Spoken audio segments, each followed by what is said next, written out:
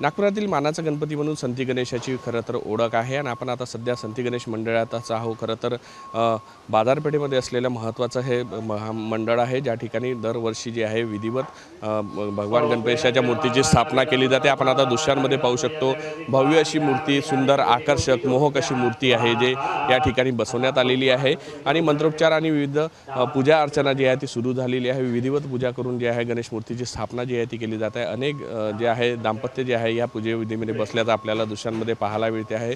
दरवर्षी एक वेगळी संकल्पना घेऊन जो आहे एक संदेश देण्याचं काम जे आहे ते संती गणेश मंडळाच्या वतीने केलं जाते। यंदा 68वर वर्ष आहे आणि या ठिकाणी जे आहे विधिवत पूजा विधीला ज्या सुरुवात झालेली आहे, थोड्याच वेळात आरतीला सुद्धा सुरुवात होणार आहे। एक वेगळं महत्त्व या मंडळाचं आहे आणि मोठ्या संख्येने दरवर्षी जी आहे भक्त जे आहे गणेश भक्त आहे ते इथे रीग लावत असतात, रांगा लावत असतात। आपल्यासोबत मंडळाचे स्थानिक पदाधिकारी आपण त्यांच्याकडून जाणून घेऊ की कशा पद्धतीनं काय विशेषता आहे आपल्या या गणेश 68 वर्षाची खरं तर परंपरा आहे, दरवर्षी काहीतरी वेगळेपण।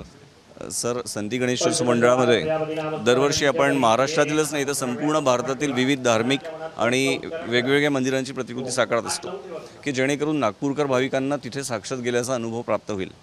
यावर्षी आपण भगवान जगन्नाथाचं मंदिर इथे साकारलं आहे।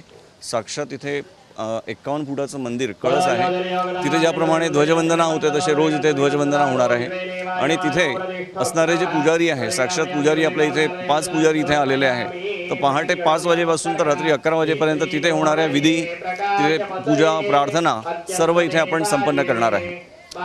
साक्षात जगन्नाथपुरी येथील मूर्तीसुद्धा आपण इथे आणलेल्या आहे की ज्यांची पूजा आपण इथे 10 दिवस करणार आहे। तर माझे आव्हान आहे सर्व भक्तांना की आपण इथे दर्शन करून भगवान जगन्नाथाचे आणि श्री गणेशाचे आशीर्वाद प्राप्त करावे। दरवर्षी आपण नवीन संकल्पना करतो, मागच्या अशी माहूरगडची देवीची मूर्ती हो, आतापर्यंत आपण वेगवेगळ्या अशा 20 प्रतिकृती साकारलेल्या आहेत। म्हणजे 2005 पासून आपण मोठ्या प्रमाणात गणेशोत्सव साजरा करतो। यामध्ये वेगवेगळ्या धार्मिक आणि सांस्कृतिक मंदिरांची प्रतिकृती आपण इथे साकारत असतो।